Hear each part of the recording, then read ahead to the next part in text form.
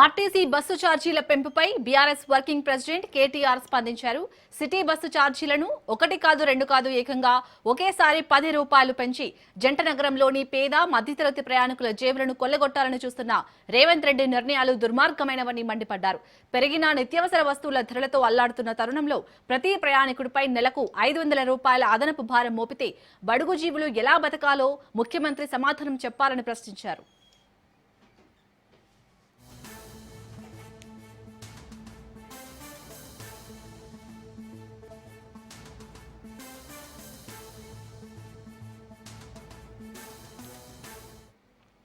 RTC bus ఛార్జీల పెంపుపై BRS working president KTR స్పందించారు.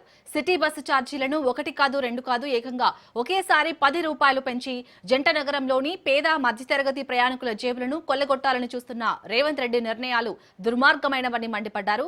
పెరిగిన నిత్యావసర వస్తువుల ధరలతో అల్లాడుతున్న తరుణంలో ప్రతి ప్రయాణికుడిపై నెలకు 500 రూపాయల అదనపు భారం మోపితే బడుగు జీవులు ఎలా బ్రతకాలో ముఖ్యమంత్రి సమాధానం చెప్పాలని ప్రశ్నించారు.